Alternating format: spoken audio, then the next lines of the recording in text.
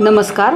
ही मोठी वाटी घेतली आहे, त्याच्यावरती चाळण ठेवली आहे, त्याच्यामध्ये सुती कपडा ठेवून आपण हे अर्धा किलो दही घेतलं आहे. दही चांगलं आपण त्याला बांधून ठेवायचं आहे, म्हणजे त्याच्यातलं पाणी सगळं निथळून जाईल आणि आपल्याला हा चक्का मिळेल. तर बाजारातून आणण्यापेक्षा हा चक्का आपल्या घरच्या घरी तयार होतो.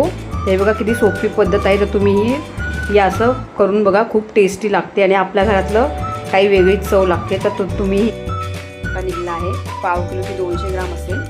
आणि मग आता ही धागेवाली खडी साखर घेतली आहे. आता ही तुमच्या गोडी आवडीनुसार तुम्ही कमी जास्त करू शकता. आता ही मिक्सरला वाटून घ्यायची आहे. नंतर ह्या वाटीमध्ये थोडंसं पाणी घेतलं आहे. आता हे पाणी त्याच्यामध्ये केसर आपण भिजत घालायचं आहे. आता हे बघा, हा जो चक्का आहे तो असा मोडून घ्यायचा. आता हा थोडासा चक्का मी बाजूला काढून ठेवला आहे. आता हा बाजूला काढून ठेवलेला तो बाजूला ठेवायचा आहे आणि जो वाटीमध्ये घेतलेला आहे त्याच्यामध्ये ही खडीसाखर मिक्स करायची. ही खडीसाखर मिक्स करून, ही धागेवाली खडीसाखर आहे, हे मिक्स करून नंतर मग हे सगळं एकजीव आहे बघा, खूप चांगलं फेटून घ्यायचं आहे. एकदम क्रीमी टेक्स्चर त्याचं आलं पाहिजे. हे बघा, चम्मचने उचलायला गेलं तर उचलत नाही आहे, म्हणजे चमच्यातून खाली पडत नाही असं पाहिजे तिचं टेक्स्चर. तर ह्याच्यामध्ये पिस्ता टाकला आहे. आता हा पिस्ता कापून टाकला आहे. आता त्याच्यानंतर हे बघा, आपण नंतर ही केसर भिजवलेली वाटी ह्याच्यामध्ये टाकायची. आपण केसर पिस्ता श्रीखंड बनवत आहोत. तर त्याच्यामध्ये थोडासा मी हा ग्रीन फूड कलर टाकला आहे. जर तुम्हाला टाकायचं असेल तर टाका, नाही तर नका टाकू, तुमच्या आवडीनुसार. हे बघा किती मस्त आपल्या घरच्या घरी केसर पिस्ता श्रीखंड तयार आहे. आता ह्याचे या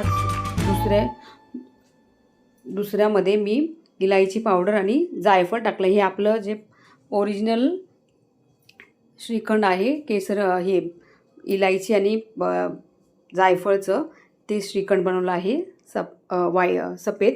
हे बघा, हे एका वाटीमध्ये काढून घ्यायचं. मग नंतर हे जे मगाशी बाजूला काढून ठेवलं होतं ते घ्यायचं. त्याच्यामध्ये हे बघा, मी गुलकंद टाकला आहे. आता हे गुलकंद श्रीखंड आहे, त्याच्यामध्ये मी थोडासा गुलाबी कलर टाकला आहे, म्हणजे असं मस्त थोडंसं गुलाबी दिसण्यासाठी. आणि थोड्या ह्या गुलाबाच्या पाकळ्या होत्या माझ्याकडे सुकवलेल्या, त्या टाकल्यात. आणि हे टाकून हे बघा मिक्स करून किती सुंदर झालं आहे. घरच्या घरी आपले 3 प्रकारचे श्रीखंड झाले आहेत. तुम्हाला रेसिपी कशी वाटली मला कमेंट करून सांगा. आणि माझ्या रेसिपी आवडत असेल तर प्लीज माझ्या चॅनलला सबस्क्राईब करा, लाईक करा आणि शेअर करा. बघा, मस्त 3 फ्लेवर आपल्या घरच्या घरी. तुम्हाला कसे वाटले मला कमेंट करून सांगा. धन्यवाद.